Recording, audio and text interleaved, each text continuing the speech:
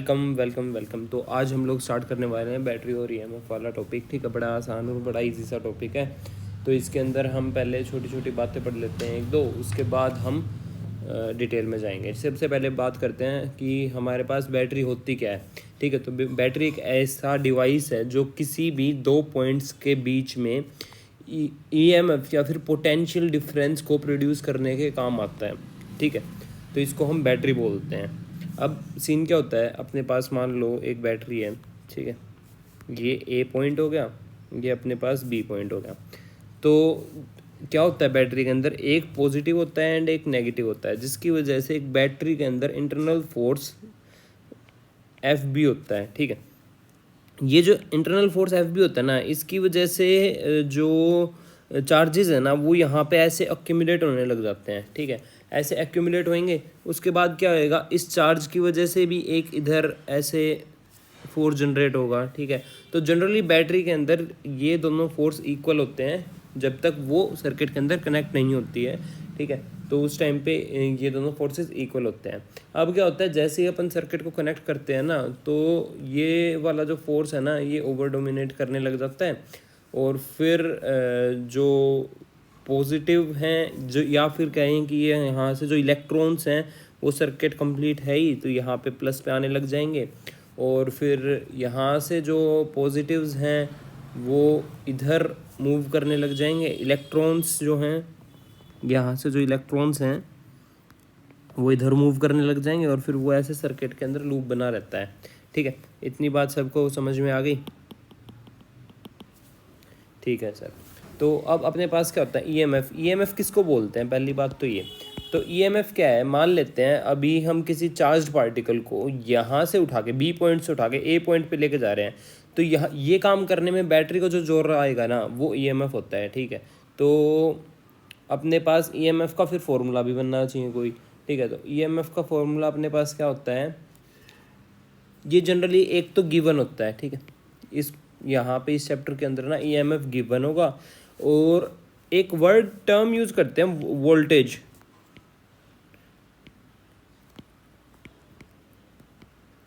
ठीक है, तो यार ये वोल्टेज क्या होती है, किस चीज़ के बारे में हम बात कर रहे होते हैं।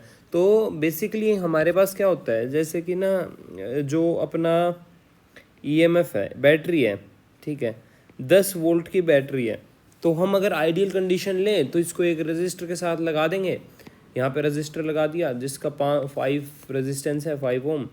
तो फिर अपने पास क्या बन जाएगा, V is equals to I R.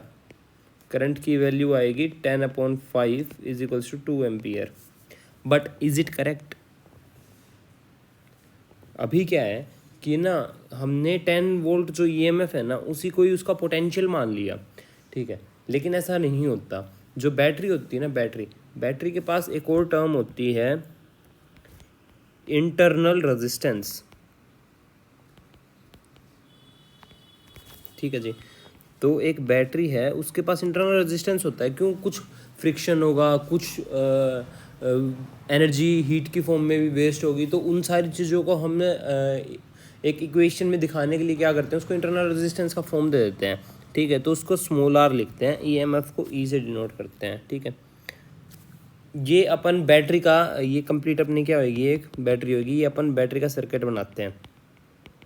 ठीक है जी, अब इसके अंदर क्या होता है कि ना वोल्टेज कितनी होगी, V, तो V will not be equal to EMF, first thing.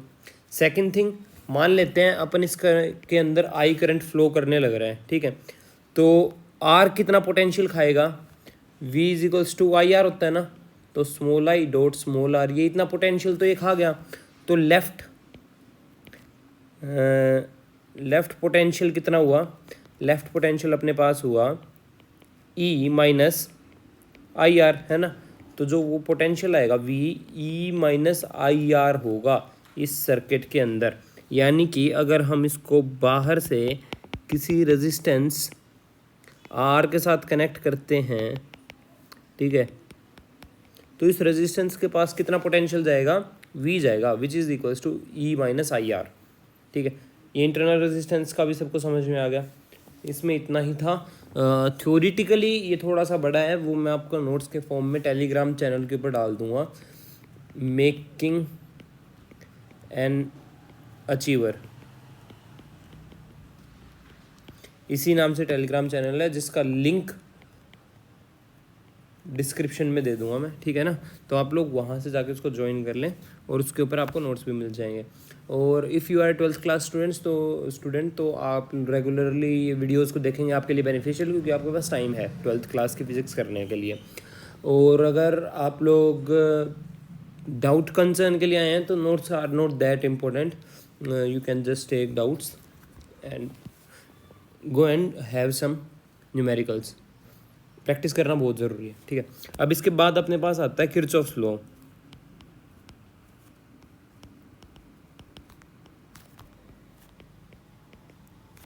ठीक है भाई, किरचॉफ्स लॉ क्या कहता है? किरचॉफ्स के पास दो लॉ थे, ठीक है। तो एक को बोलते हैं जंक्शन लॉ और एक को बोलते हैं लूप लॉ। ये क्या होते हैं भाई? जंक्शन लॉ के अंदर क्या बोलते हैं कि ना, मान लो अपने पास एक सर्किट है, ठीक है।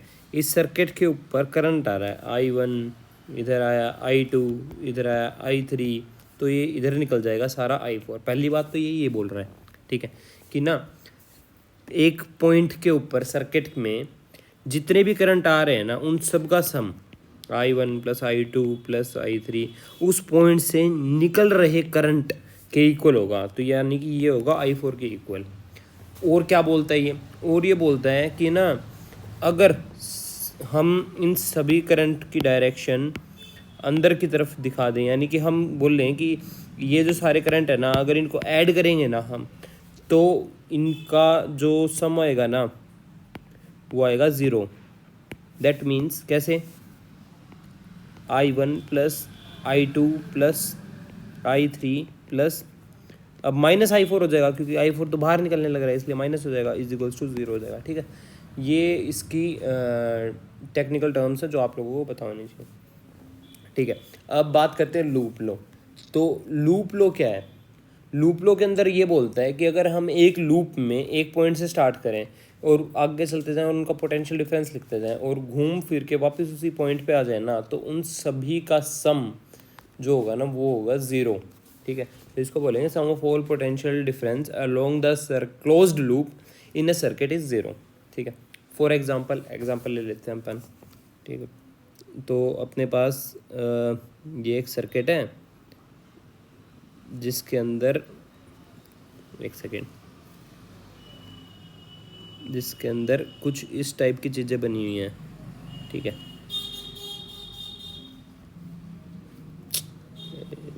क्या हो रहा है? ठीक है सर। तो अपने पास ये एक सर्किट ऐसे हो जाएगा, ये इधर से भी जा रहा है, निकल रहा है, हम कुछ भी फिक्स नहीं रख रहे, ठीक है, कि ना एक ही करंट इसमें से निकलेगा, थोड़ा सा कॉन्सेप्ट्स को ज़्यादा क्लियर करने के लिए, ठीक है जी। ओके, दिस इज़ बी, तो दिस इज़ ए, ठीक है। इसको बोल देते हैं अपन एफ, ये हो गया ई, इस पॉइंट को हम डी बोल देते हैं, इस पॉइंट को हम सी बोल देते हैं, ठीक है। तो अब इसके अंदर अपन मान लो कि ना ये अपने पास R1 और इसके अंदर से करंट जा रहा है I1, ये अपने पास R2 और यहाँ पे करंट आ रहा है I2, यहाँ पे अपने पास I3 करंट आ रहा है, ये R3 हो गया, और ये R4 होगा, करंट नीचे की तरफ आ रहा है, इसको बोल देते हैं I4। अब इसके अंदर अगर हम फॉर्मूला लगा के आंसर निकालने की कोशिश करें तो कैसे निकलेगा, ठीक है, लूप लो कैसे लगेगा, हम वो लगाना सीख रहे हैं। यहाँ पे अपन इस पॉइंट को पकड़ते हैं और यहाँ से इधर चलते हैं। यहाँ पे क्या करंट है? I1। तो सबसे पहले लिखते हैं I1 और रेजिस्टेंस क्या है? R1, है ना। तो I1 R1, ठीक है। अब यहाँ से घूम के हम यहाँ पे आ गए, तो क्या आया? R2 आया, तो प्लस I2 R2। अगर रेजिस्टेंस के अंदर करंट घुस रहा है ना उस सर्किट में तो प्लस लेंगे, ठीक है। अगर वहाँ से यहाँ पे अगर करंट की डायरेक्शन ये वाली होती है ना तो माइनस लेते हैं अपन, ठीक है। कैसे, वो आगे दिखाऊंगा मैं।